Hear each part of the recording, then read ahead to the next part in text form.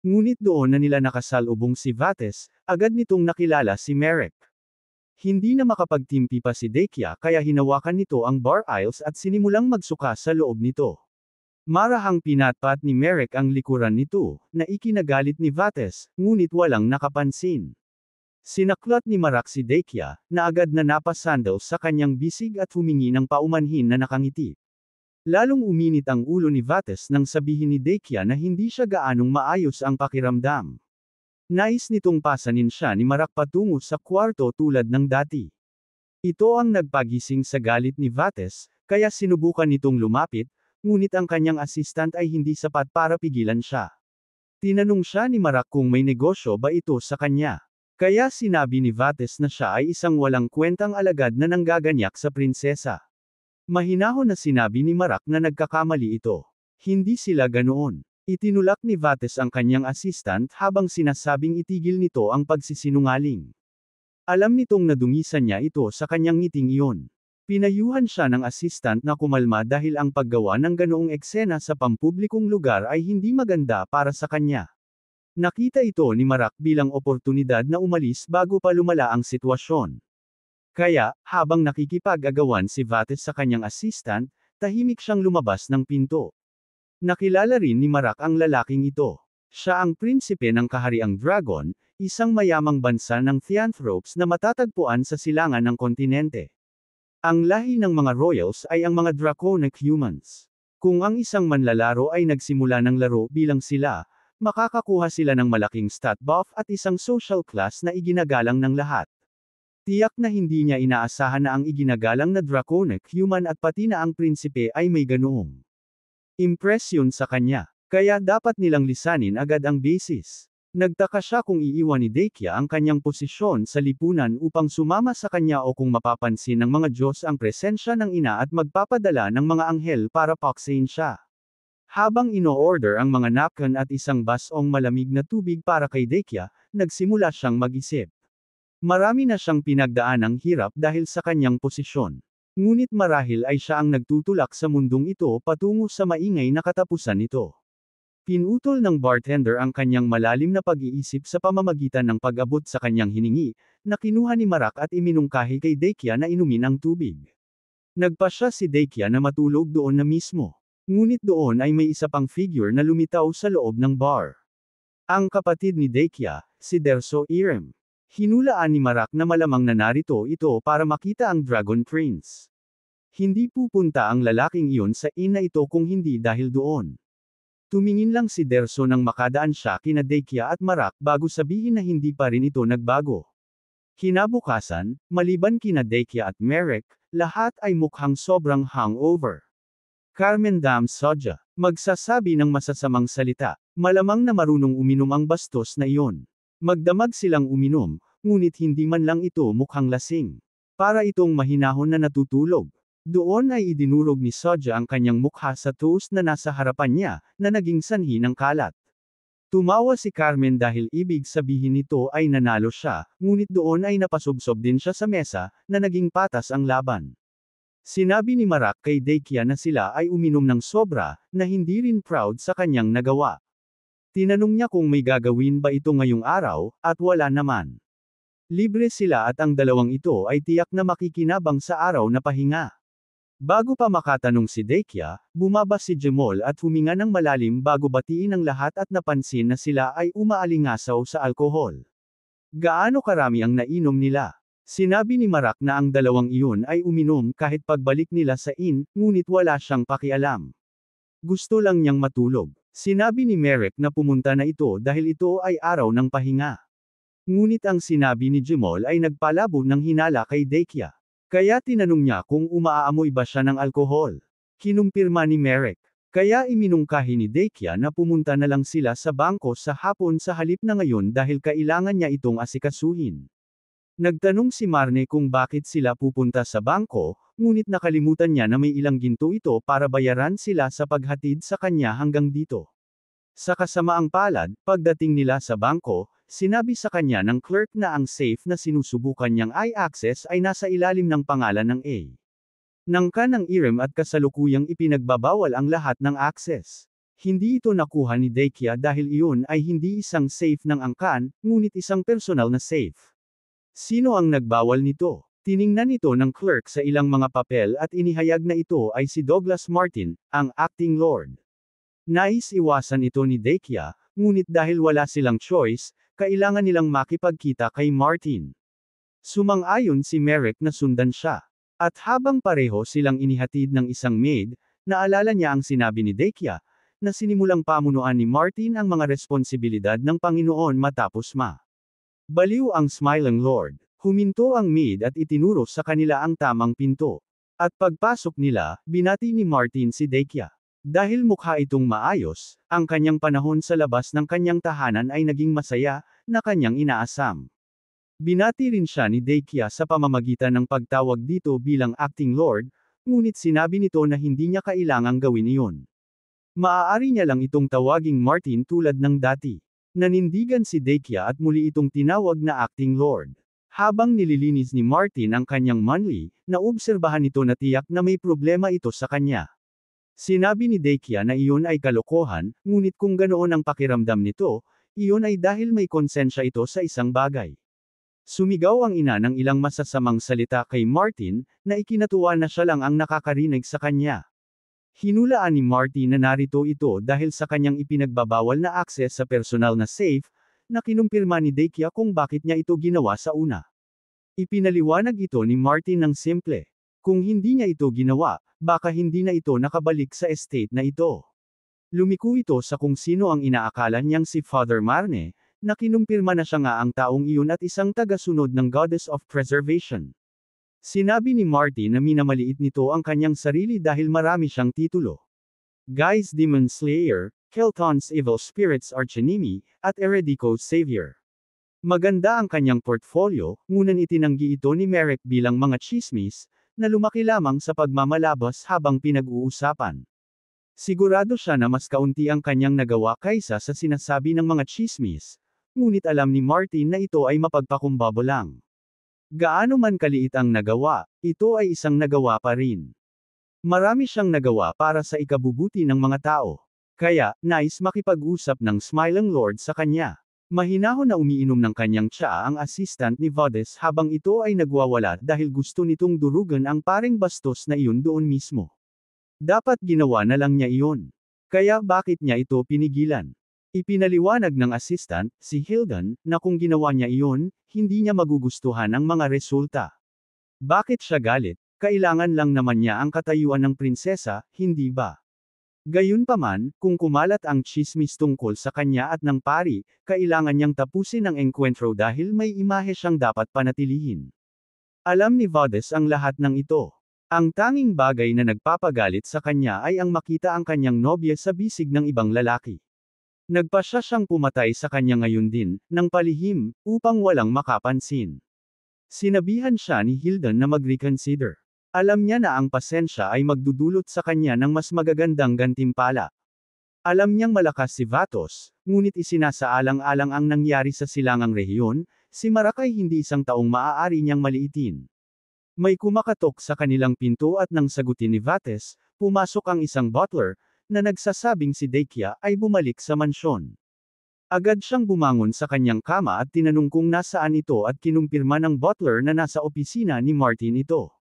Tinanong siya ni Hilden kung ano ang ginagawa niya, ngunit nagdesisyon na si Vates. Makikipagkita siya sa kanyang nobya dahil hindi niya ito naabutan para batiin ng maayos kahapon. Sinabihan siya ni Hilden na hindi niya makukuha ang gusto niya kung makikita niya ito, na hindi naintindihan ni Vates. Bakit? Para masagot, tinanong ni Hilden ang butler. Nag-iisa lang ba ang prinsesa sa opisina? Kinumpirma ng butler na kasama nito ang pari na si Marak na muling nagpagalit kay Vates dahil ayaw nitong makita ang bastos na iyon kasama ang kanyang babae. Dumating si Merrick sa pinto ng Smiling Lord at sinabihan siya ng maid na pumasok dahil hindi siya makakapasok kasama nito. Hindi alam ni Merrick kung ano ang iisipin. Nais makipagkita ng Panginoong may-ari ng sambahayan sa isang outsider na tulad niya, at wala ring inihayag si Martin.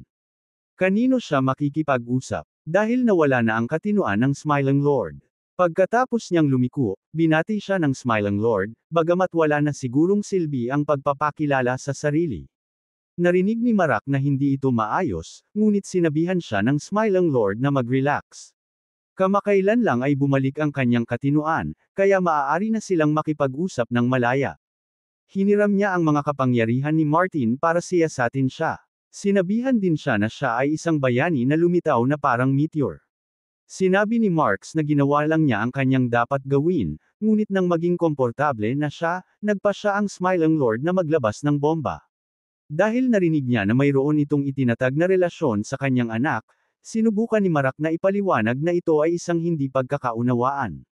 Walang nangyayari sa pagitan nila, ngunit hindi naniniwala ang Smiling Lord dahil narinig niyang pumupunta si Dekia sa kanyang kwarto tuwing gabi at sa medyo komportableng damit din. Hindi masabi ni Merrick sa Smiling Lord na pumupunta lang ito para makipaglaro sa ina, ngunit hindi naman ito galit. Akala niya ay mas mabuti para sa kanya. Nagtanong si Merrick kung ano ang ibig sabihin nito. Kaya hiniling ng Smiling Lord na ilabas niya ang kanyang anak sa lugar na ito. Hindi alam ni Marak kung ano ang pinag-uusapan nito. Ngunit ipinaliwanag ng Smiling Lord na sinasabi nito na mamuhay ng masayang buhay kasama ang kanyang anak. Susuportahan niya sila upang hindi na sila maghirap. Gayunpaman, dapat nilang lisanin agad ang biyatos at sabihan ito na huwag nang bumalik. Aalagaan din niya ang engagement sa prinsipe ng Dragon Kingdom. Kaya hindi niya kailangang mag-alala sa batang iyon. Tumanggi si Marak, ngunit hindi naintindihan ng Smiling Lord kung bakit. Hindi siya makakahanap ng anumang mas mahusay na mga kondisyon. Kahit saan. At bilang karagdagan, bukod sa kagandahan ni Dekia, ang anumang anak na lalaki o babae na ipinanganak na may kanyang dugo ay walang kapintasan sa hitsura. Isa siyang mage na walang suporta dahil walang may gusto na maging Panginoon siya. Wala siyang pakialam. Kung sasabihin nitong nais nitong maging Panginoon, susuportahan niya ito. Kung sasabihin nitong aalis ito kasama siya, hindi rin siya tatanggi. Ang pagpipiliang ito ay hindi sa kanya, kundi sa kanya. Kung talagang gusto niyang umalis ito sa estate, tama lang na sabihin sa kanya ng personal, hindi ba? Nanatiling tahimik ang Smiling Lord sa isang sandali at ipinaliwanag ang dahilan kung bakit hindi niya sasabihin sa kanya. Ito ay isang matalinong bata na sumasabay sa hirap na pagpilit sa kanya pababa. Kung sasabihin niya itong umalis, mas lalo itong magpupush para sa pagkapanginoon. Sa kasamaang palad, ang hinaharap na mangyayari mula sa aksyong iyon ay hindi isang bagay na talagang inaalagaan nito. Kaya, nais niyang kumbonsihin niya ito. Ang pagiging isang estate lord ay talagang hindi tulad ng iniisip ng mga tao, lalo na sa kanilang kaso. Nagtaka si Mar kung maaari siyang magtanong ng isang bastos, ngunit napansin ng Smiling Lord na marami na siyang bastos na ginawa. Kaya ang higit pa ay hindi masakit. Narinig ni Merrick na hindi niya ito binigyan ng maraming pansin noong lumalaki ito. Kaya bakit niya ginawa sa kanya ang ganitong uri ng alok? Walang dahilan ng Smiling Lord. Nagbago lang ang kanyang isip pagkatapos ng lahat ng mga taong ito. Dapat niyang lisanin agad ang lugar na ito. Ito ay pinakamainam para sa batang iyon. Sa gayon, sinabi niya kay Merrick na lumabas. Ngunit bago niya buksan ang pinto, hiningi rin niya na huwag ipaalam sa iba na nabawi niya ang kanyang mga sentido. Dapat lang sabihin niya sa kanila na nahirapan siyang makipag-usap dahil sa kanyang kabaliwan. Sa gayon, lumabas si Merrick, na iniiwan ang Smiling Lord sa kanyang mga saloobin at ang dalawang evil god worshippers sa likuran niya. Tinanong ng isa sa kanila kung tapos na ang mga paghahanda at bumangon ang Smiling Lord na may kislap sa kanyang mga mata. Malapit na. Kailangan lang niya ng kaunting oras para ayusin ang ilang mga account. Paglabas lang ni Merrick sa tahanan ng Smiling Lord, nakita niyang nakikipag-away si Dekia kay Vates dahil hindi ito pumunta dito para makita siya at walang balak na pakasalan siya. Lumingon ito kay Merrick at tinanong kung tapos na ang meeting at pagkatapos ay lumingon kay Vates na humihingi ng pauman. Para sa engagement ngunit hindi niya ito tatanggapin. Alam ni Hilden ang mangyayari kaya hinawakan niya si Vates bago ito muling magalit. Sa kasamaang palad, ngayon ay hindi napapayag si Vates na mapigilan pa siya dahil sawang-sawa na siya sa pag-aaksaya niya ng oras sa kanyang nobya. Hinaharangan ni Dekia ang kanyang daan at muling sinasabi sa kanya na hindi sila ikakasal, na hindi niya maintindihan. May kulang ba sa kanya? Napabuntong hininga si Dekia at sinabing hindi iyon ang dahilan. Ayaw lang talaga niyang magpakasal. Hiniling ni Vates na kahit magsalo na lang sila sa pagkain, ngunit ang kanyang pagtatangka ay napigilan ng lamig na ugali ni Deikia na may iba palang plano. Itinanong niya ang tungkol sa buong linggong iyon, ngunit sinabi lang ni Deikia na abala siya. Nagulat si Marak sa bilis ng pagtanggi nito sa lalaki, ngunit si Vodes ay may isang huling baraha pa. Narinig niya na may isang kumpanyang panteatro sa Bietos. Kasama nila ang isang tanyag na mga awit na nagngangalang Adoa. Bago pa niya may pagtapat kung gusto niyang sumama, sinabi ni Deikia na napanood na niya ang dula nito. Sinabi ni Vodes na ang palabas ay sa loob ng 3 araw, ngunit wala talagang pakialam si Deikia dahil magkakamukha ang mga palabas na ito, kaya hindi na siya manunood ng mga bago. Nagalit si Vodes dahil alam niyang tinatanggihan siya nito dahil sa gagawng si Merrick na iyon. Sinabi ni Deikia na walang kinalaman iyon sa kanya, ngunit hindi isinampalataya ni Vodes ang kahit isa nito dahil alam niyang pumupunta ito sa kwarto niya gabi-gabi. Bumagsak ang katahimikan matapos niyang ibunyag ito, nagalit pati ang ina kay Marak, ngunit hindi niya alam kung bakit. Habang lumalapit si Deikia, ipinaliwanag ni Merrick na may hindi pagkakaunawaan. Wala silang ganoong uri ng relasyon, ngunit sinabihan siya ni Vates na tumahimik. Nakikita niya ang kanyang pagkukunwari. Siya ay isang babaero na mas lalong nasiyahan marahil nang malamang si Deikia ay isang prinsesa at may nobyo. Bago pa siya makapagsalita ng higit pa, sinigawan siya ni Deikia na tumahimik at inilahad ang katotohanan ng minsanan at magpakailanman. Walang anumang nangyayari sa pagitan niya at ni Marak. At hindi rin siya ganoong klaseng tao. Siya ay isang mabuting tao na nabubuhay para sa iba. Hindi siya nag-atubili sa kanyang buhay na iligtas ang isang tao kahit sa kahirapan. Bukod dito, siya ang nagligtas sa kanya mula sa mga mangkidnap. Kaya hindi niya matiis na ininsulto niya ang taong nagligtas sa kanya. Nagpasya siyang gawin itong malinaw. Kaya siya, si Deikia Iram, ay nanunumpa sa kanyang apelyido na Paalang Bisa ang kanyang kasunduan sa kanya. Mananatili ang deklarasyong ito hanggat hindi nalalanta ang bulaklak ng kanilang sambahayan. Hindi makapaniwala si Vodes. Kailangan bang may bagsak muna ang kanyang buong sambahayan bago niya isiping magpakasal? Sinigawan niya si Derso dahil hindi nila ito pinagkasunduan. Hindi makapaniwala si Derso na kasing impatient ni Rudy si Deikia. Hindi niya dapat ay pangako ng basta-basta ang pangalan ng pamilya. Hindi ba niya alam ang kanyang posisyon sa bahay na ito dahil siya ay isang mage? Dumaan si Vates sa iba at diretso kay Derso dahil ipinangako niya sa kanya ang prinsesa. Hindi ganoon ang ginawa ni Derso. Sinabi niya sa kanya na maaari niyang makuha ito kung kaya niya. Kaya bakit siya nagrereklamo kung hindi niya mahayla ang isang babae? Nagalit si Vates sa kanyang mga insulto dahil hindi niya ito palalampasan. Ngunit sawang-sawa na si Derso sa batang ito. Kung maglakas loob siyang magtaas ng kanyang boses sa kanya ng isang beses pa, ibabalita niya ang lahat sa demonyong Dragon King. Naiintindihan ba niya? Alam ni Vates ang kanyang posisyon dito. Kaya sinabihan niya si Hilden na bumangon habang siya ay umalis ng mariin. Alam ni Deikia na may kalokohan.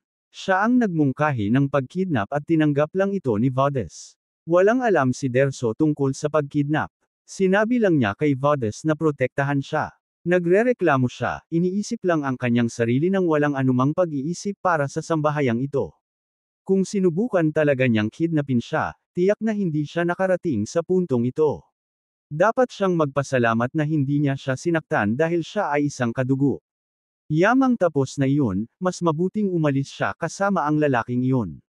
May 3 araw lang siya para gawin ito. Pagkatapos noon, hindi niya masisiguro ang kanyang kaligtasan.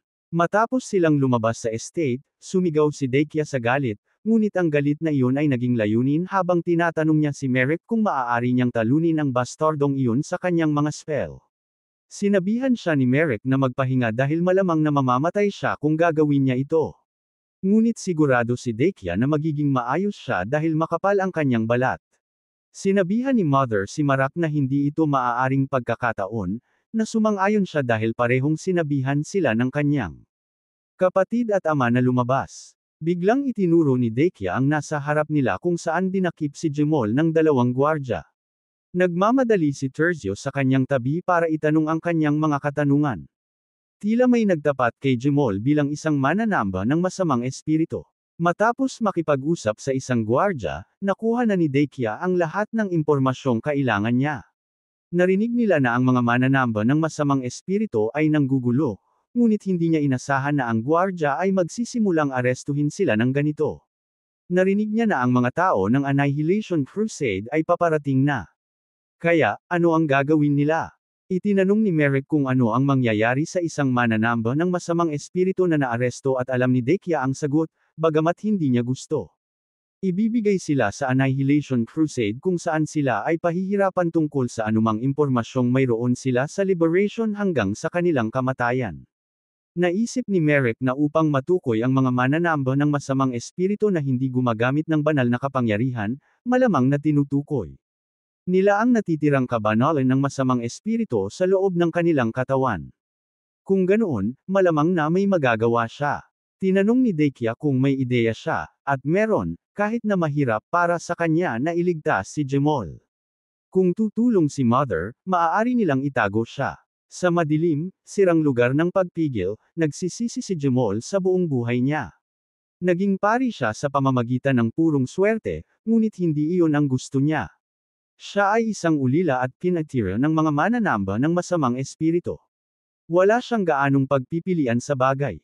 Nagtaka siya kung tamang pagpapasya ang sumama kay Merrick.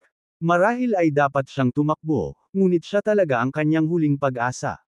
Nagdarasal siya sa kanyang Diyos at nagtatanong kung ano ang gagawin. Alam niya na papatayin siya sa lugar. Matapos magronda ang mga gwardya at umalis, 2 tao ang lumitaw sa harap ni Jemol, na nagpapangiti sa kanya. Narito sina Giselle at Zorn. Ikinagagalak ni Jemol na buhay at malusog sila, ngunit hindi pareho ang pakiramdam. Nararamdaman ni Jemol na may off ang kapaligiran, kaya tinanong niya kung sila ang nagtapat sa kanya. Kumpirmado ni Giselle bilang ganoon dahil siya ay isang malaking taksil. Habang nakikipaglaban sila para sa kanilang buhay, siya ay namumuhay ng marangya kasama ang bastardong pari na iyon. Nag-alala siya noong una dahil nagkahiwalay sila, ngunit tila hindi niya kailangang mag-alala. Ipinaliwanag ni Jemol na mali ang nakuha nila. Nagsumikap siya para iligtas sila. Kung hindi dahil sa paghingi niya ng tulong kay Merrick, namatay na sana sila. Nagtaka si Giselle kung paano makakatulong ang pari na iyon. Makokontrol ba talaga niya ang mga sandata ng sinaunang imperyo o ano? Sasabihin na sana ni Jemol iyon. Kailangan lang niya ng oras para magpaliwanag. Binigyan siya ng 2 ng kaunting oras, bagamat hindi nila gusto. Nagpatuloy si Jemol sa pagsasabi na matapos silang maghiwalay, natagpuan niya ang excavation squad na hinahanap nila. Ngunit pagkatapos ay patuloy na inatake sila ng isang grupo ng mga Silver Soldier. Dahil gusto nilang magtanong sa mga iyon, hindi niya sila pwedeng hayaan na mamatay. Kaya, tumulong siya, ngunit napakabigat nito kahit para sa kanya. Iyon ay nang lumitaw si Merrick at nakipaglaban sa mga Silver Soldier kasama siya. Sinabihan siya ni Giselle na maghintay. Sinabi niya na kaya niyang kontrolin ang mga ito, kung gayon bakit niya lalabanan ang mga ito. Sinabi ni Jemol sa kanya na bago niya nakuha ang kapangyarihang iyon, ngunit hindi iyon mahalaga. Matapos ang lahat, isang Silver Soldier na doble ang laki ng isang normal na lalaki ang hinanap si Merrick at lumuhod, na tinawag siyang successor. Bago pa masabi sa kanila, pinigilan siya ni Giselle dahil malinaw na ginagawa niya ito. Lahat ng usapan tungkol sa isang successor sa mga sinaunang sundalo ng imperyo. Imahinatibo talaga siyang babae. Sumumpa si Jemol na hindi siya nagsisinungaling, ngunit hindi pinansin ni Giselle. Bakit hindi siya sumali sa kanila pagkatapos umalis sa mga guho? Bakit siya sumama sa kanya? Hindi masabi ni Jemol iyon sa kanila. Kaya ibinunyag ni Giselle na pinapanood nila siya mula nang makapasok siya sa Beatos. Hindi gumawa ng anuman si Merrick para pigilan siya doon. Gayunpaman, sinundan niya ito na parang isang masayang munting tuta. Ipinaliwanag ni Jemol na papatayin niya siya kung tumakbo siya. Ngunit mabait talaga siya. Iyon ang dahilan kung bakit dapat sumama din sila sa kanila. Ang lalaking iyon ay talagang isang pag-asa para sa kanila, kaya tiyak na tatanggapin niya sila. Hinampas ni Giselle ang kanyang kamay palayo dahil hindi sila magiging taksil na tulad niya. Ang Beatis ay nasa mga kamay na ng Liberation. Hindi na niya kailangang mag-alala tungkol doon. Sinabihan ni Zorn na huwag nang magbunyag pa, ngunit hindi naman niya ginawa. Parang hindi naman mahalaga. Magkasama silang lumaki, ngunit ang mga taksil ay hindi dapat pahintulutan, kaya bilang awa, gagaw. Iin niya itong mabilis at walang sakit. Patuloy na nagsalita si Giselle, ngunit kinuha ni Zorn ang kanyang baril dahil alam niyang nag-aatubili siya. Nagtaka si Giselle kung bakit kailangang gawin ito ng hanggal na babaeng ito, at pinaputok ni Zor ang gatilyo. Sa parehong oras, tulad ng pagbaril ng bala, tumalon si Zio sa hangin sa ibabaw ng isang daga at pinuputol ang bala ng tuwid sa dalawa, na hindi tinamaan si Jemol. Nagsimula siyang pagsabihan ang dalawa dahil naglakas loob silang magpakita sa kaibigan ng successor. Nanatiling tahimik ang lahat habang tinitingnan nila ang maliit na tertsyo, nagtataka kung ano ang dapat nilang gawin. Nagtataka si Giselle kung ito ba ang sundalong sinasabi niya. Mukhang hindi naman siya ganun kalaki. Upang patunayan na mali sila, nagbago siya sa kanyang normal na anyo, mas malaki kaysa sa inilarawan ni Jemol. Tinanong niya si Jemol kung nasaktan siya, na hindi naman, at pinayuhan siyang tumutok sa laban. Sinabi ni Zio na mamamatay ang dalawang ito dito, dahil iyon ang pinakamahusay na solusyon. Sinumang umabuso sa mga kaalyado ng successor ay banta sa kanila. Umaatres sina Giselle at Zorn, ngunit inaktiba ni Terzio ang kanyang booster at pumasok. Inaktiba ni Giselle ang kanyang mahika habang mas mabilis na gumagalaw si Zio para mahuli sila, ngunit nagawa lang niyang lumikha ng isang huling air blast habang pinapalo niya ang lupa. Tinanong ni Jemol kung tumakbo sila, na kinumpirma ni Zio at humingi ng paumanhin sa pagkabigong talunin ang away. Ayos lang kay Jemol iyon at nagpasalamat siya, ngunit paano niya nalaman na nandito siya? Ipinaliwanag ni Terzio na narito lang siya para sabihin sa kanya na malapit nang dumating si Merrick at hindi ito magtatagal. Nagpasalamat si Jemol at tinanong kung gusto niya ng ruta ng pagtakas, ngunit alam ni Zio na maaaring magdulot iyon ng problema, kaya babalik siya sa kanyang pinanggalingan. Bumalik siya sa kanyang maliit na anyo at masayang sumakay sa kanyang kabayong daga. May naisip si Jemol makalipas ang ilang sandali. Nang ginamit ni Giselle ang kanyang kapangyarihan, wala siyang naramdamang kabanalan. Dapat niyang sabihin kay Marak tungkol dito. Sapat na, pagkatapos ng ilang sandali, dumating si Merrick at ibinunyag na mayroon siyang mga susi sa mga selda. Tinanong siya ni Jemol kung paano niya nakuha ang mga ito, ngunit sinabi lang niya na hiniram niya ang mga ito mula sa ilang mga inaantok na gwardya. Tinanong niya si Dekia, na kasalukuyang abala sa pag-istorbo sa mga gwardya sa pasukan. Mabilis na yamakap si Jemol kay Merrick matapos siyang palayain, ngunit lumitaw si Mother at ipinagtapat siya sa lupa gamit ang isang wrestler move. Wasak ang likod ni Jemol, at humingi ng tawad si Merrick dahil iyon ay medyo agresibong unang pagkikita. Ito ang ina ng katiwalian na kanyang pinaglilingkuran. Hindi makapaniwala ni Jemol na nakakakita siya ng isang tunay na Diyos. Tunay na isang karangalan. Gusto niyang makipagkamay, ngunit nagtago si Mother sa likod ni Merrick, na nagpaliwanag na siya ay masyadong mahiyain para makipagkamay.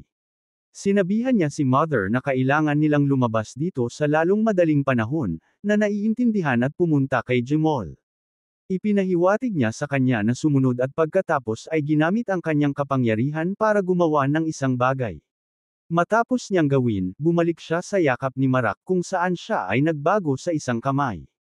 Hiniling niya kay Jemol na huwag sabihin kaninuman ang tungkol dito dahil ito ay isang lihim na nanunumpang hindi kailanman sasabihin sa isang kaluluwa. Ngunit mayroon din siyang ibubunyag. Kanina nang tambangan siya ni Giselle, wala siyang naramdamang kabanalan na nagmumula sa kanyang kapangyarihan. Nararamdaman ni Merrick na mas mainam na pag-usapan ito kapag nakalabas na sila. Ngunit curious din si Jemol sa ginawa ni Mother. Ipinaliwanag ni Marak na inalis niya ang kabanalan mula sa kanyang katawan, kaya hindi siya mahuhuli maliban kung gagamitin niya ang kanyang kapangyarihan. Ito ay lahat salamat kay Mother at sa kanyang kahangahangang kapangyarihan. Dahil nasa mainit na tubig pa rin sila, hiniling niya kay Terzio na protektahan sila, na walang problema dito. Matagumpay nilang nakuha si Jemol at pumunta sa inn kung saan nagising lang sina Carmen at si Gita. Agad na sinimula ni Jemol na bugbugin sila dahil wala sila doon nang pinakakailangan niya sila. Ikinagagalak ni Merrick na nakikita na masaya sila. Hiniling ni Dekia kay Mar na muling tumigil sa bangko kasama siya na inaakala niyang tungkol sa perang kailangan niyang ibigay para sa misyon ng pag-pro. Tekta sa kanya sa panganay na anak na babae ni Kalto Iram hanggang Biatos. Tila ang kanilang mahabang paglalakbay ay nasa huling pahina na. Mabilis na pumunta si Dakia sa Beta Central Bank. Nasa labas si Merrick, ngunit mas mabilis siyang lumabas kaysa sa inaasahan at sa wakas ay ibinigay sa kanyaan. Bayad para sa pagiging bodyguard niya hanggang sa puntong ito. Akala niya ay magiging mabigat ang tunay na ginto, kaya kumuha siya ng isang sertipiko na maaari niyang ipagpalit sa tunay na ginto. Dapat niyang maibenta ito kahit saan sa hilagang kaharian. Maaari rin niyang ibigay sa kanya ang ginto kung mas maginhawa iyon. Sinabi ni Merrick sa kanya na ito ay sapat na. Ang huling dalawang bayad ay para kina Sehida at Carmen. Naalala ni Dakia ang isang bagay at pagkatapos magbuntong hininga, inimbitahan niya si Marak sa dulaan, na nagtaka ito habang nanginginig siya. Ito ay isang dula na itataguyod nila sa loob ng 2 araw at umaasa siyang makakasama rin siya. Akala ni Merrick ay ayaw nitong manood ng mga dula, na wala namang masabi laban dito si Dakia kaya iniikot niya ang kanyang buhok at pinag-iisipan ng sagot. Marahang ngumiti si Marak at sinabing ito ang magiging kauna-unahang dula na kanyang mapapanood, na nakakatuwa naman. Alam ni Dakia na ang ibig sabihin nito ay oo kaya mabilis niyang hinayla ito patungo sa isang tindahan ng damit. Naluha ang Modesto doon matapos bihisan si Merrick dahil siya ay personifikasyon ng kasakdalan. Nagtanong ito kung talaga bang kailangan ito, ngunit iginiit ito ni Dakia. Una nitong dula pagkatapos ng lahat. Pakiramdam ni Marak ay labis-labis ito para sa isang dula, ngunit sinabi ni Dakia na ito ay wala lang. Alam ba niya ang pangkat ng mga ngalakal na Rockel? Narinig na ito ni Marak. Sila ay isang bantog na samahan ng mga mangangalakal ng Northern Empire.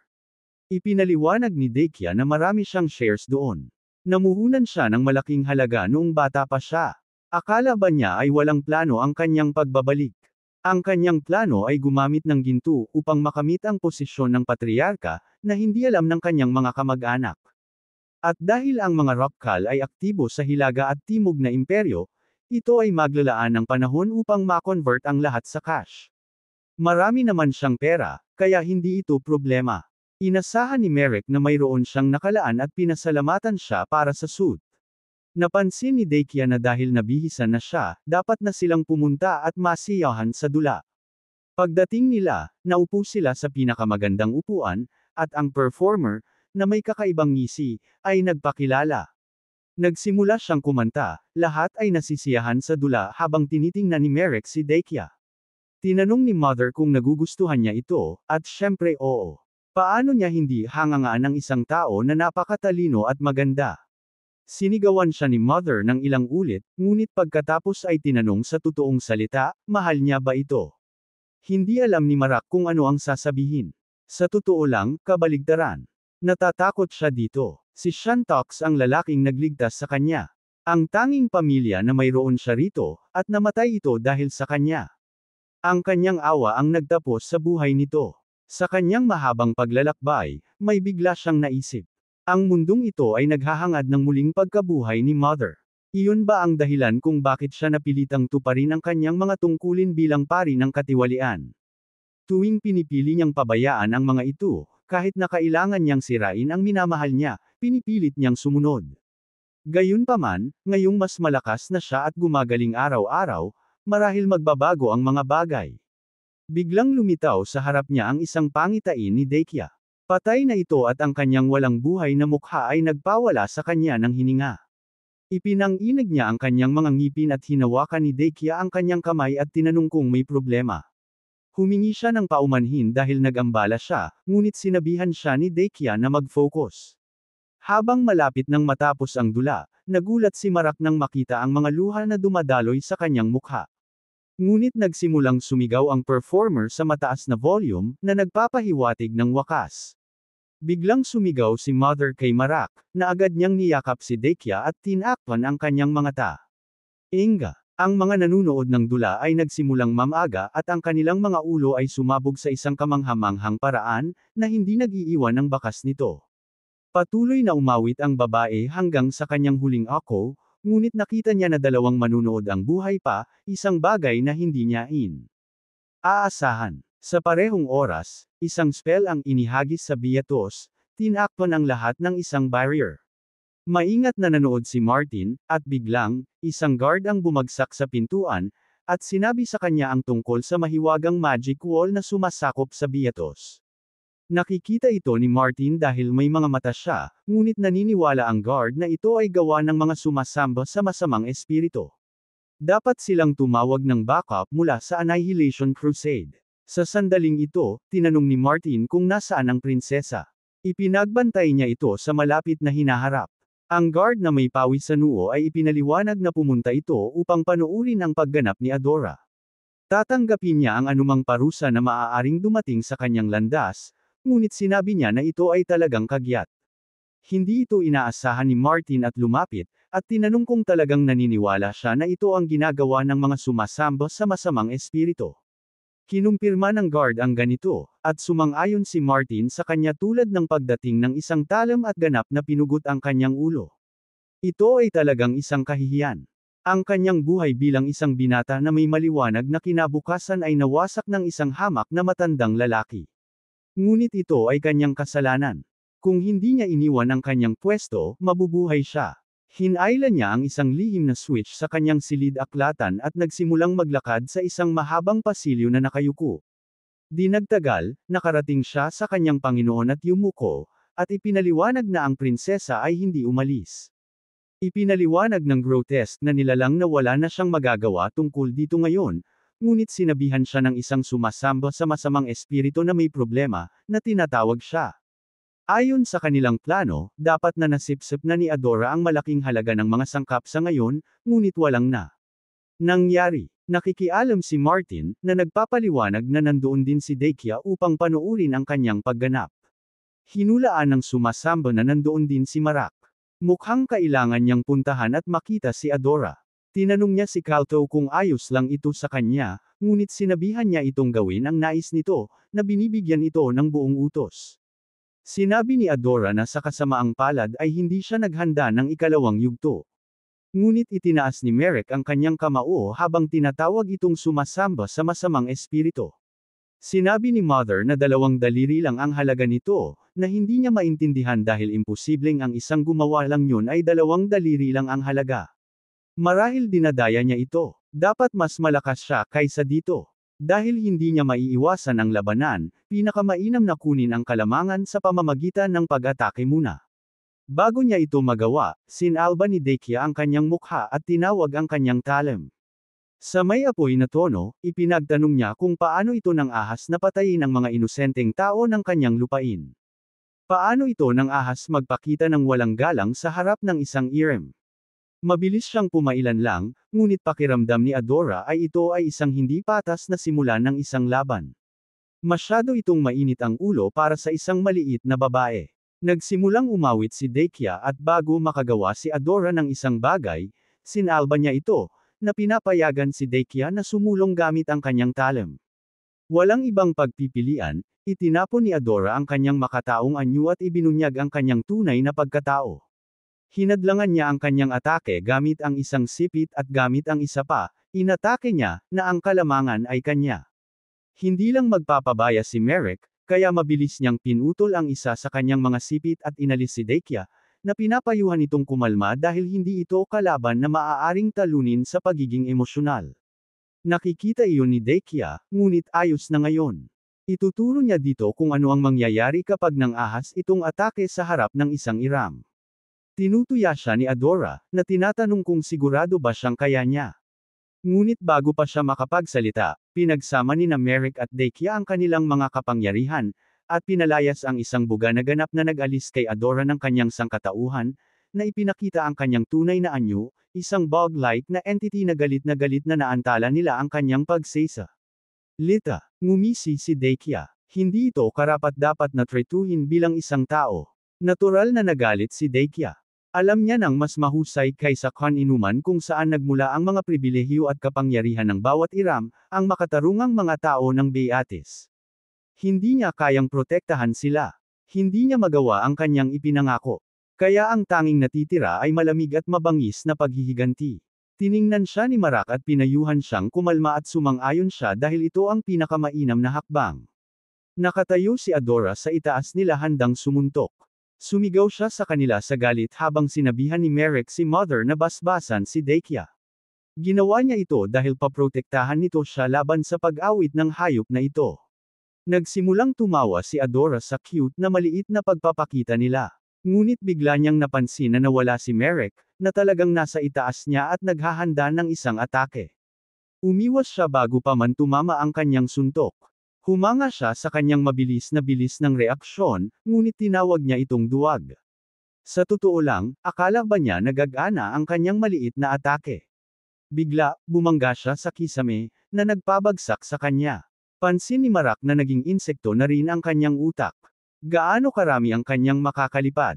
Hindi siya makapagsinungaling. Nasiyahan siya sa kanyang pagganap, kaya magkakaroon siya ng awa at hayaan itong pumili. Gusto ba niyang bunutin muna niya ang kanyang mga pakpak, o dapat bang bunutin muna niya ang kanyang walang silbi na ulo? Hindi makapaniwala si Adora sa kanyang kayabangan, at inilabas ang kanyang totoong ulo, hinayla ang isang dila na napakahaba na tumama kay Merrick, na napilitang umalis ng paulit. Ulit dahil ang mga atake ay tila hindi tumitigil. Tinanong ni Adora kung sino ang insekto ngayon. Ngunit biglang, sinalba ni Deikia ang kanyang ulo gamit ang fire magic at tinawag siya sa kanya. Tama na kay Adora at nagwala, pinapagpag ang kanyang dila ng walang rima o dahilan. Nakatago sina Merrick at Deikia, ngunit sinabi ni Mother sa kanya na dapat na niyang natapos ito ng mas mabilis. Dahil ang labasan ay nasa likod ni Adora, hindi sila makakalabas nang hindi muna ito natatapos. Pero paano? Iminungkahi ni Mother ang Sword of Corruption, ngunit tumanggi si Merrick. Hindi ito magandang talam na gagamitin laban sa isang mabilis dahil sa mga paghihigpit sa oras. Pagkatapos ay iminungkahi niyang tawagin nila ang Giant, ngunit muling tumanggi si Merrick. Baka masaktan si Deikia kung ang dalawang iyon ay maglalaban, kaya masyadong mapanganib. Dahil dumating na ito, lumiko siya kay Deikia at ipinaliwanag na mayroon siyang pakiusap dito. Patuloy ang pagwawala ni Adora na sinusubukan hanapin ang dalawa, ngunit biglang lumitaw sila handang harapin siya.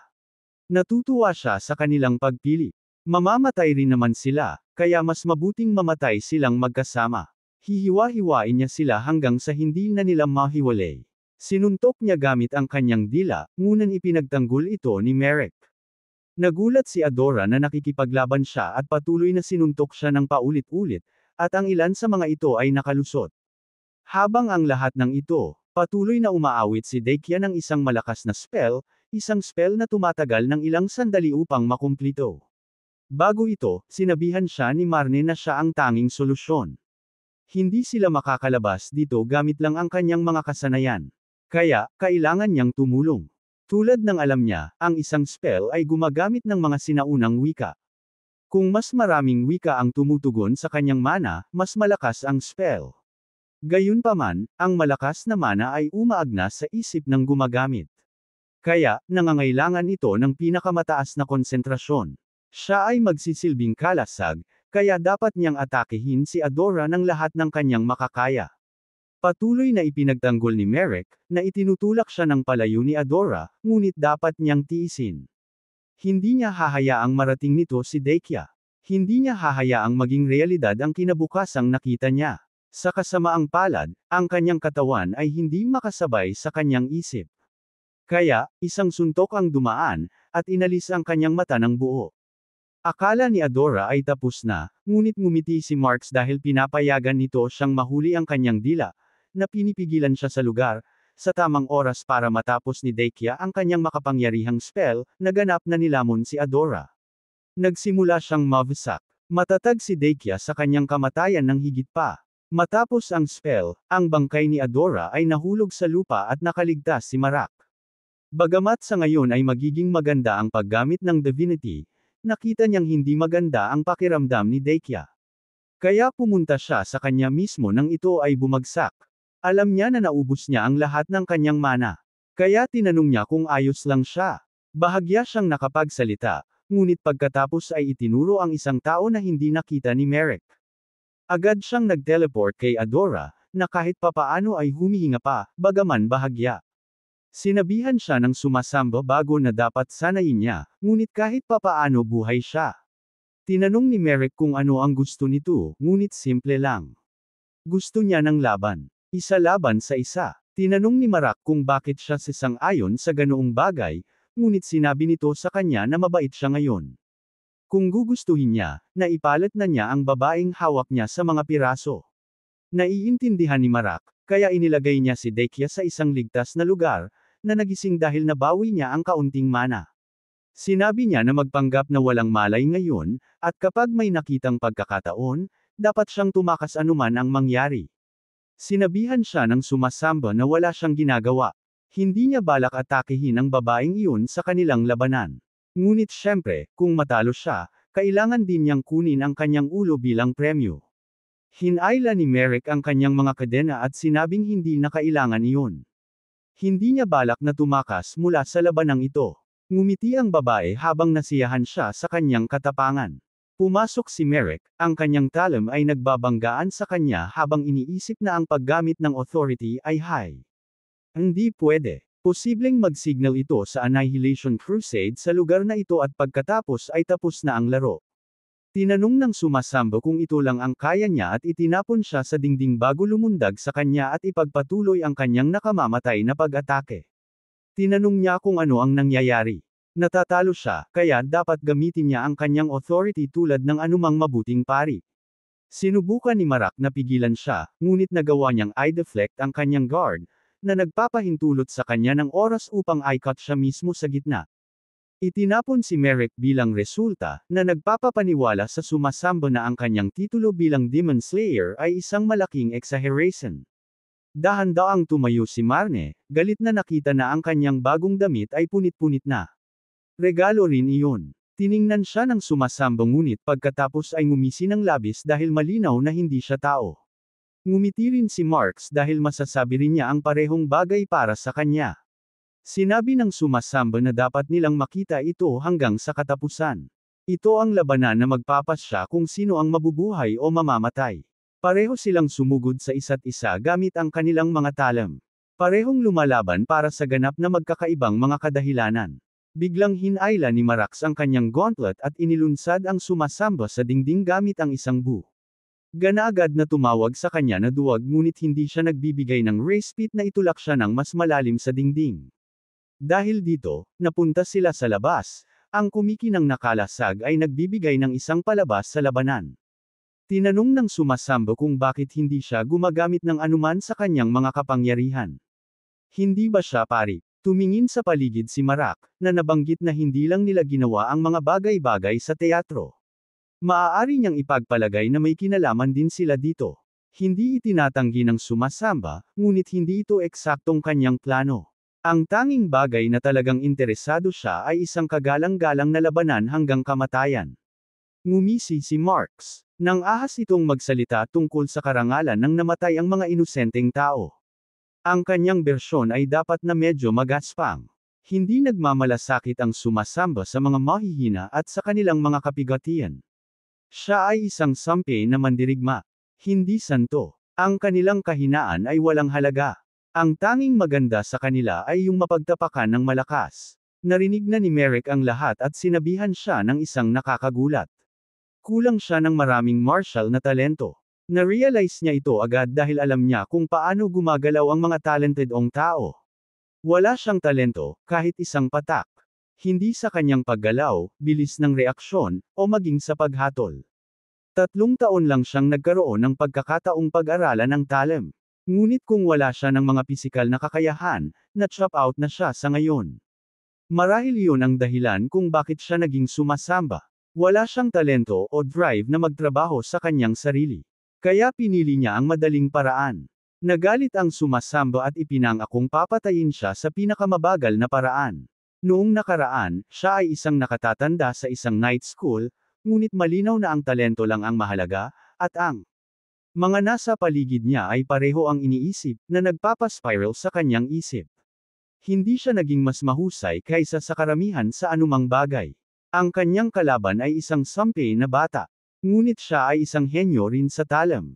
Sa harap ng ganoong kakayahan, ang lahat ng pawis na inilagay niya sa talem, ang lahat ng karanasan na naipon niya, at ang kanyang desperadong pangangailangan para sa tagumpay, lahat sila ay tila walang saysay. Mabilis siyang lumingon at lumabas sa arena. Pagkatapos ng araw na iyon, tinalikuran niya ang pagsasanay na ipinangako niyang hindi laktawan.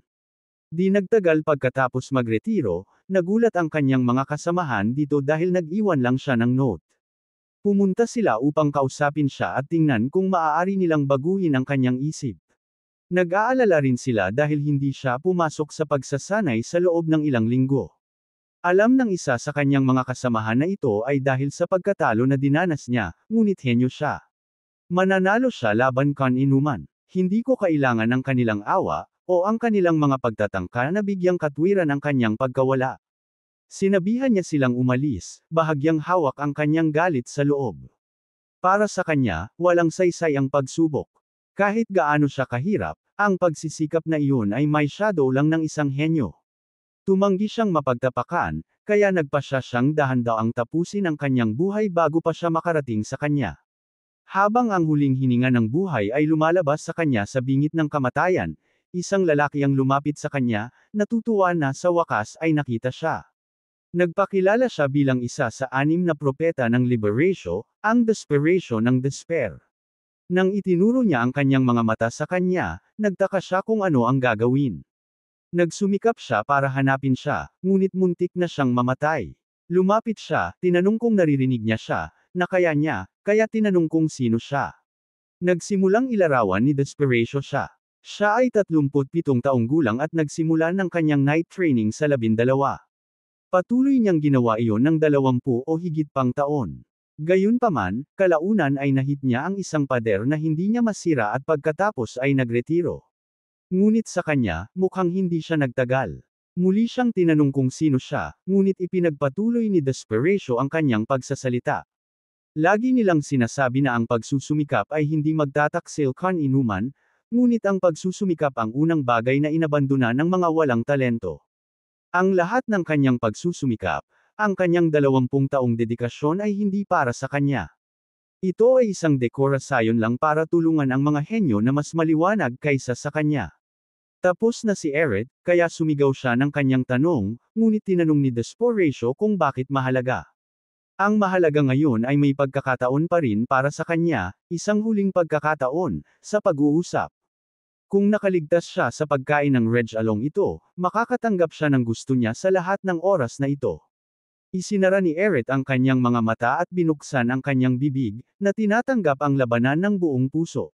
Di nagtagal, bumalik siya sa training grounds, at nagulat ang mga tao sa nakita kung gaano siya nag-improve. Masyadong masaya sa kanyang pagsakop sa malakas, hindi niya nakita na aksidente niyang kinuha ang ulo ng prodigy. Tinanong ng isa sa kanyang mga kasamahan kung bakit niya ginawa ang gayong bagay. Nagte-training lang sila at nanalo na siya. Alam ba niya kung gaano siya iginagalang? Biglang nagbago ang paningin ni Eret.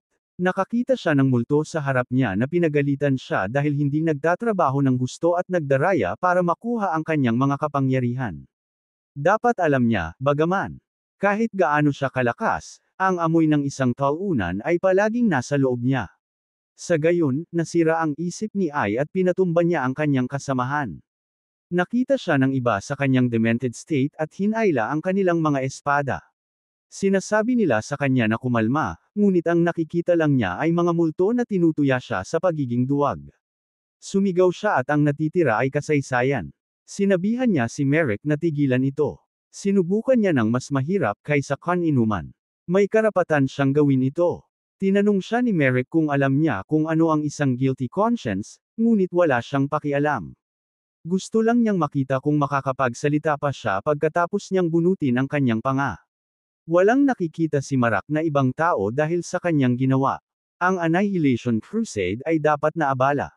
Kinukumpirma ni Ai na walang darating na reinforcements. Mamamatay siya rito ng mag-isa. Pansin niya na hindi niya naintindihan kung ano ang kanyang intensyon at biglang ibinunyag na siya ay Ai. Sang sumasamba sa masamang espiritu sa pamamagitan ng paggamit ng text of corruption. Hindi niya nararamdaman na ang pagbubunyag na ito ay mahalaga. Ang mahalaga ay maaari na niyang ilabas ang kanyang tunay na kapangyarihan. Sa 2 pagswing lang, winasak niya ang espada ni Eret na sinusubukang suntukin siya sa desperasyon, ngunit hindi naigalaw si Merrick. Mukhang ipinapakita niya ang kanyang tunay na sarili ngayon na wala siyang kalamangan. Ang suntukan ay ayos din sa kanya. Ito ay isang kagalang-galang na labanan pagkatapos ng lahat, tama. Sa isang suntok, inilagay niya ito sa lupa, na nagpapatunay ng pagkakaiba sa pagitan nila. Nagtataka si Marne, bagaman, ano ang pakiramdam kapag siya ang natatapakan. Sinubukan niyang hanapin siya, ngunit nawala siya sa likod niya ng isa pang suntok. Hindi siya makapaniwala. Matapos sumigaw para sa isang kagalang-galang na labanan, hindi man lang siya makabangon. Sa isa pang suntok, pinalipad niya ito sa isang dingding. Namamaga ang kanyang mukha at nagtataka si Merrick, ang presyo ba ng kanyang pag-abet sa pagkamatay ng mga inosente ay ganito lang. Ngayon ay naging malinaw na wala siyang anumang talento. Nagpapasigaw ito at nag-transform sa kanyang halimaw na sarili. Nagpapatuloy si Merrick habang hindi siya nakakuha ng isang bagay sa pamamagitan ng kanyang sariling merito, hindi karangalan, at kahit na ang kanyang bagong hitsura. Sa wakas ay pinakawala ni Eret ang kanyang anyong tao at nangangakong tiyakin na magdusa siya ng masakit na kamatayan sa kanyang mga Ami. Bilang kapalit, ginagamit ni Merrick ang kanyang divinity para palakasin ang kanyang authority, na nagpapahintulot sa kanya na tawagin ang Giant of Corruption. Matagal-tagal na rin simula noong huli silang nagkita, ngunit may iba siyang negosyo. Kailangan lang niyang ayusin ang bagay doon. Masaya ang Giant na sumunod at gumamit ng bagong kakayahan. Mula sa kanyang dila, ipinanganak niya ang isang necromancer na gumagamit ng kanyang unholy na kapangyarihan upang i-crack ang dingding sa buong lupa. Mula dito, ang mga undead ay bumangon, handang anihin ang kaluluwa. Naniniwala siya na ito ay ilang petty tricks na madali niyang haharapin. Ngunit ang mga undead ay may mga tinig ng mga pinatay niya nang walang kaparirikan. Ipinagtanong nila kung bakit niya ito ginawa, na ginagawa siyang sumuntok at ipagdemanda na pumunta si Merrick at harapin siya ng patas. Sinabihan niya itong tumakbo kung takot siya, ngunit baka mahanap niya na ito ay medyo mahirap.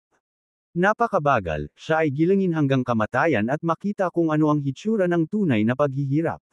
Bumalik si Merrick para kay Dekia, na tila may sapat na enerhiya upang makabalik sa kanyang mga paa, at tinanong kung nanalo siya.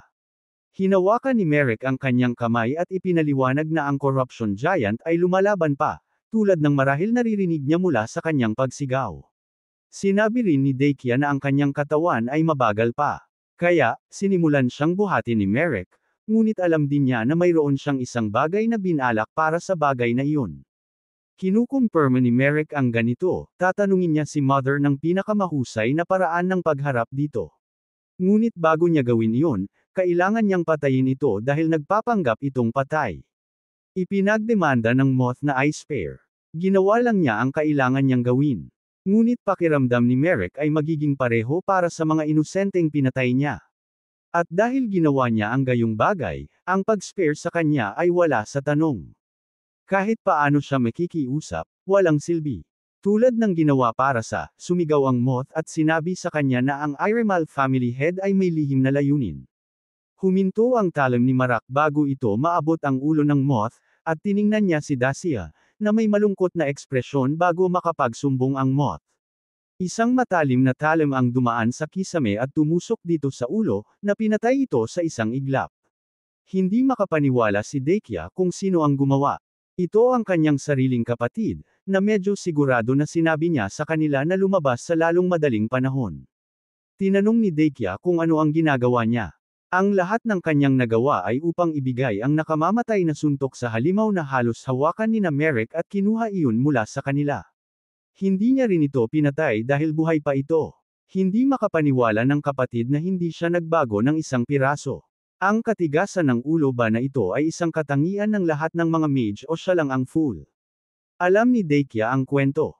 Mas mahusay siya sa lahat ng paraan, ngunit aalis siya kahit magmakaawa siya. Hindi ito magkakaroon ng pagkakaiba sa kanya. Gusto niyang sabihin ito ng matagal na, ngunit hindi siya nagkaroon ng pagkakataon. Kaya, sasabihin niya ito ngayon. Maaari niyang magkaroon ng shitty na posisyon ng head ng household dahil siya ay isang sakam na nagsisinungaling na baboy. Naiintindihan ba niya kung gaano siya ka-dislikable? Iyon ang dahilan kung bakit siya ay isang old unmarried na lalaki. Ang lahat ng mga babae na kahit makakakuha ng isang sulyap ng kanyang personalidad ay agad na iwasan ang bala. Natutuwa ang kapatid na sa wakas nakakita siya ng dahilan upang umalis. Ngunit mali siya ng isang mahalagang bagay dito. Hindi siya nagkaroon ng pagkakataon na maging head ng household. Hindi ba niya ito nakuha? Lahat sa bayang ito ay napupuot sa kanya. Alam ni Dakia na hindi iyon ang kanyang kasalanan. Siya ang gumawa nito. Tiniyak niyang lahat ng mga taong inupahan sa paligid niya ay biktima o may mga taong nasaktan ng mga mage. Sinisi niya rin siya sa pagkamatay ng kanilang ina. Hiniling ba niya ito? Sa totoo lang, akala ba niya na gusto niyang patayin ang kanilang ina? Siya ay sakit at pagod sa kanyang childlike na pagdaramdam sa kanya. Pansin ng kapatid na nakakuha siya ng ilang masamang asal habang wala, ngunit dapat na siyang tumigil sa pag-iyak at umalis na. Itinapon niya kay Marak ang isang pin, na dapat payagan siyang lumabas sa barrier. Magamit na niya ito para makalabas na.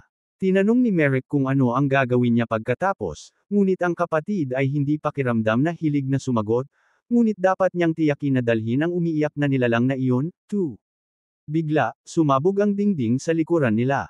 Si Ayed, na may isang braso na lang ngayon, ay dumating upang tingnan ang kanyang kaibigan sa moth, ngunit siya ay aktibong hinahabol ng giant, na nakikita na ang kanyang master ay nanunood, kaya hinailan niya ang mga talem at nagsimulang lumaban ng seri. Oso. Ang buong gusali ay nagsisimulang gumuho, kaya sinabihan ng kapatid ni Dakia na umalis na sila at huwag nang bumalik. Sumigaw si Dakia sa kanya na gagawin niya ang anumang gusto niya dahil hindi niya siya kinokontrol. Patuloy na gumagapang ang mga skeletons kay Eret habang nakikipaglaban siya sa giant.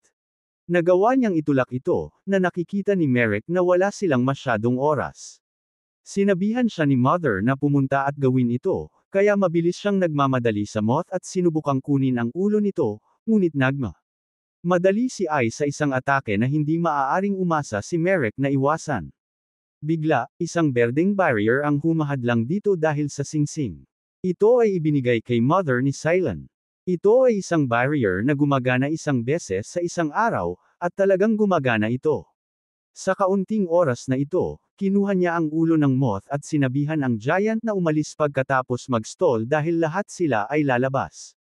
Sumigaw si Ai na ay lapag ang ulo, ngunit tumakas si Merrick kasama ang pareho at si Dakia. Kalaunan, huminto sila, hindi inaasahan na pupunta sila sa lugar na ito, at lumitaw si Mother, na nais ang ulo na pinutol niya. Nagsimula siyang gamitin ang kanyang mga kapangyarihan dito at natunaw ito na iniisip ni Merrick na tapos na ngunit tinanggihan niya ang notion na iyon dahil hindi siya ang G. Umawa nito. Sinubukan ni Mother na kunin ang divinity habang ang ulo ay ganap na naglalaho ngunit sinabihan siya ni Merrick na tumigil. Natural na malungkot siya ngunit inaliw siya ni Mar. Hindi nila alam kung ano ang maaaring nagawa nila sa mga halimaw na iyon. Ayaw niyang hawakan niya ang ilang hindi kilalang bagay at sigurado siya na magkakaroon ng maraming mga posibilidad upang mangolekta ng higit pa divinity. Mas masahol pa kung hinawakan niya ang bagay na iyon at nakuha nila ang impormasyon tungkol sa kanya. Sapat na naaliw si Mother at sinabi na gusto niyang magpahinga. Kaya sinabihan siya ni Merrick na gawin ito. Nag-transform siya pabalik sa isang kamay at inilagay niya siya sa kanyang mga damit. Tinanong niya si Dakia kung mas maganda ang pakiramdam niya, at siya ay, ngunit talagang gusto niyang bigi. Nang suntok ang kanyang kapatid bago umalis. Sinabihan siya ni Merrick na maghintay para sa susunod na pagkakataon, na naguguluhan siya. Hindi ba niya siya pipigilan? Sigurado si Merrick na ang lalaking iyon ay makakakuha ng ilang hit. Mukhang malakas siya pagkatapos ng lahat. Sumasang-ayon si Dakia na siya ay medyo makapal ang balat, kaya makakaligtas siya kahit papaano.